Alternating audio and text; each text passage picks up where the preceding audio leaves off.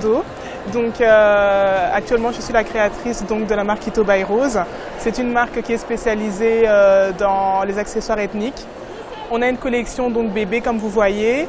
On a également une collection adulte composée de bijoux et de chaussures customisées pour associer ça avec des vêtements de mariage, etc. Donc en fait j'ai un bac couture et donc j'ai fait de la couture depuis l'âge de 12 ans. Et ensuite je me suis arrêtée vers 20 ans, j'en ai un peu eu marre de faire des vêtements adultes. Et puis là, soudainement avec mes enfants, je me suis dit pourquoi pas recommencer, me viser plus le côté vraiment enfant. Ma petite fille, je lui ai fait des petits chaussons, ensuite un petit doudou, ensuite les petites écharpes. Et mon fils lui m'a inspiré le petit bonnet qui est juste là. Et en fait, c'est les enfants. Au quotidien, dès qu'ils ont besoin de quelque chose, je me dis pourquoi l'acheter, pourquoi pas justement le créer moi-même. Je trouve en fait que le tissu africain n'est pas mis assez en valeur et les Africains eux-mêmes en fait ne réalisent pas la richesse de ce tissu. En général, ils utilisent ça que pour le mariage. On a l'impression que maintenant pour porter le pagne, on attend le mariage. Quand on se marie, on fait un mariage coutumier ou on part au mariage d'une personne, à ce moment-là on pense au pagne. Et pourtant au quotidien, on pourrait aussi utiliser le pagne, que ce soit pour des accessoires de la vie quotidienne et introduire notre culture doucement mais sûrement dans nos quotidiens tout simplement. En fait, je travaille beaucoup, mes tissus, j'achète beaucoup de tissus chez moi et aussi je prends aussi les échantillons de tissus. C'est-à-dire j'achète aussi par échantillon et ça me permet d'avoir une variété, d'avoir du choix, notamment en chaussons, en bandeaux, parce que c'est pas possible d'avoir une panoplie de tissus si je les achète tous directement.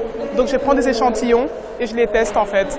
Parce que des fois, le wax il y a tellement de motifs dans un seul wax qu'avec un seul on peut en faire 4-5 chaussons différents. Mais déjà morphologiquement ils sont totalement différents et il faut faire attention aux matières.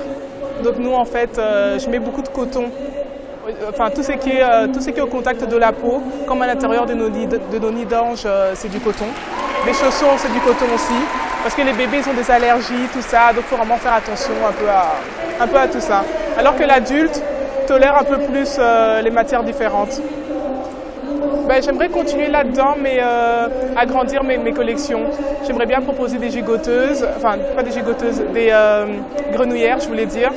Et au fur et à mesure, en fait, je teste. Comme là, j'ai testé les doudous.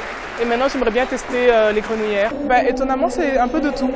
Il y a autant des Européens, il y a des Africains, il y a vraiment de tout. Et je ne m'y attendais pas. Je pensais que ça allait plus être les Africains qui allaient être attirés par ce côté très coloré du wax. Mais étonnamment, ça plaît vraiment à tout le monde.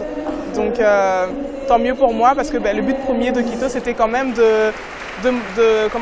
d'introduire le wax dans la vie de tout le monde. En fait, Quito, à la base, comme j'ai créé que des bijoux au début, ça signifie bijoux en swahili. Et je voulais absolument un nom africain. Et du coup, Quito, ça signifiait bijoux et c'était parfait pour moi. J'ai eu un coup de cœur pour ce nom-là.